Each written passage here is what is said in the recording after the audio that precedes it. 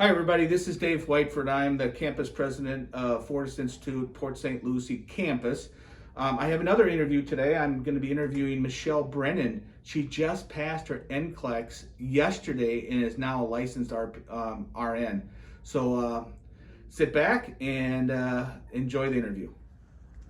Hello, everybody. This is Dave Whiteford again. I am here with Michelle Brennan, one of our recent graduates from our associate degree in nursing program here at Fortis Institute in Port St. Lucie. Michelle, yesterday made a big accomplishment in her life. Yes. And what was that, Michelle? I passed my boards. You passed your NCLEX. Yes. And you did it on Yes. the first time? First time. Oh, that's awesome. Awesome, Michelle. Thanks so much for coming in and sharing your story with us. Thank we really you. appreciate it. So you started school when back? Oh my gosh. A couple years ago? Yeah, it was a couple years ago. I believe 2019. Okay. Yeah. All right. And then you went straight through the program. Yes. And prior to coming to the program, what were you doing? I've been an LPN for the past 17 years. 17. So yeah, it was that time, I Okay. guess. Were the kids grown at the time? Most of them. I Right. do have a younger one that is 11, but Okay. you know, he acts grown. Right. But they were old enough now to go back and Yes. move from LPN to go to your program for associate degree in Absolutely. nursing, and now a licensed RN, Yes. right? Yes. All right. So 17 years as an LPN, now a licensed RN. Yesterday. Yes. Yesterday. Congratulations again. Thank you so much. So tell us about your journey through the program. When you got started, what did you have to do to prepare to be successful? I tell you what, when I first started, I thought, I've been a nurse for 17 years. I thought, wow, you know, this should be no problem. And I got a rude awakening. It was very challenging, but I like challenges. So just working very hard. I knew I had to, because I'm older, I had to do some other things. So I studied all the time, even at work. My whole life was nursing school. Right. So tell us about that sacrifice. You worked. Did you have to cut back on your hours at all? I did, but the people that I work for are very accommodating. So I got my hours, but they were condensed. So I would work 16-hour shifts on the weekends to get. So you could focus during the Yes. the work week. You could focus on school, and then you did work on the weekends. Yes. So you had that balance to be able to lead you to be able to be successful in the Yes. program. What was the hardest class you took? Oh goodness, the hardest class. Health assessment, foundations, med surge. Honestly, I would probably have to say it was probably med surge, which was kind of weird because I thought that would be one of my easiest classes because I've been doing it. But I remember when I graduated with my LPN, they said you only knew the very top. You only knew the very minimal, and they were so right. So med surge, difference between a practical nurse or a licensed practical nurse and an RN, there's a lot of difference in med surge. Absolutely. You're only at the skim of the surface. As an LPN, there's a lot deeper understanding when it comes to being an ADN. Absolutely. That's good advice. Yes. That's good advice. And so one, the program's hard but doable. Yes, absolutely. Right. As long as you're very determined, and you have to make sacrifices. There's no way you're going to come in here and think that, you know, you can just kind of fly by and it's going to be easy. Right. Absolutely not. So you mentioned that you have kids. Yes. How many kids do you got? 4. 4 kids. The youngest being 11. Yes. Right? And the oldest being? 27. No way. Oh, wow. And so, how many of them are at home right now? Just 2. I have my 22-year-old daughter and my 11-year-old son. So, did you have to sit down with them and say, Mom's going back to school? Absolutely. Right? This is what my life is going to be. I need you guys to make sacrifices. Yes. Because those sacrifices will lead to me passing my boards. Absolutely. And us and our life changing. Absolutely. And I tell you what, I am blessed. My children understood completely. They knew when I was studying to leave mommy alone. If my door was closed, they knew she needs some time.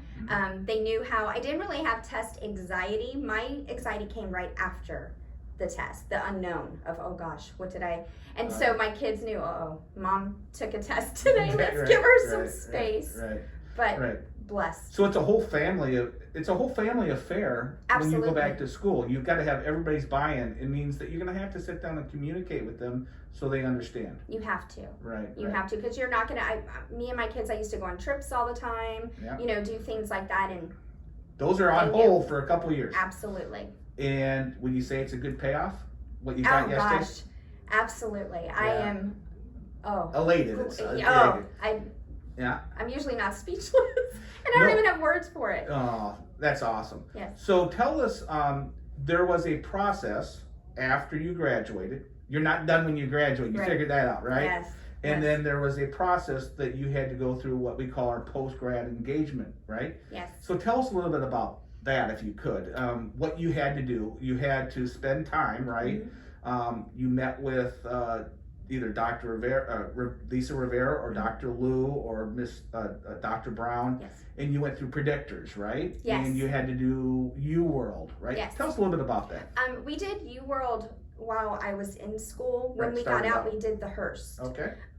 So they gave us kind of like deadlines of, okay, so we're meeting this week, so by next week you should have this done. Structure, yes, which you really needed, because once I graduated, 2 weeks kind of didn't do anything. You were kind of breathing like, it's over, and then all of a sudden it was right back on it. Like, you got to do it. And I was in my Hearst book or doing the videos or questions every single day. Even if it was like 50 questions, 10 here, 10 there, I would even do it at work. If I, my patients were, there was no issues going on, I would always on it. So it's a process. It's structured. Yes. You need to listen to your professors. Absolutely, right? Because they will let you know when you're ready, right? Yes. And so will the predictors. Yes. Right. Now, when you graduated in December, correct? Right. Yes. You knew in your mind. Did you have a thought? Okay, I'm going to test within 90 days. Was that your mindset? Yes. Right. That was my absolute plan. I wanted. So let's talk about that. You graduated December 27th, right?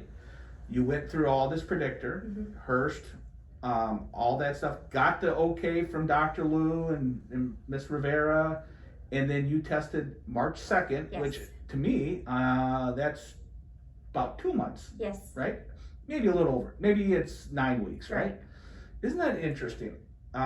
You tested within 90 days, and you're a first-time passer. Yes. Right? Yes. Because there was a structured program. Absolutely. And that you got ready. You cannot delay this. You cannot let this string out 4, 5, 6 months. No. Would that be the advice you'd give to future graduates? Absolutely, because even though it was structured at the end, because you weren't in class every day, there were things that when I would do the questions and I would get it wrong, I was like, how did I get that wrong? I thought I knew that. Right. Because it kind of, if you're not using it, you're not going to know it. So when you're in class and you're studying every day and then you take your test, you know what's going to be there. On the NCLEX, you have no idea.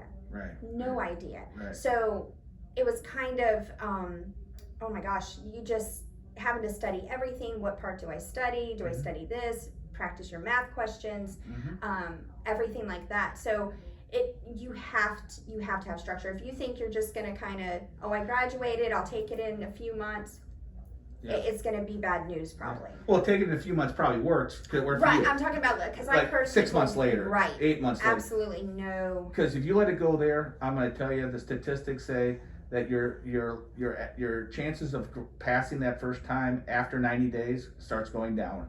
And I believe it's a slippery slope, right? Absolutely. And so you took your own advice and you knew what was best, and you listened, and you're now successful, licensed RN. Yes. So we got to wrap this up.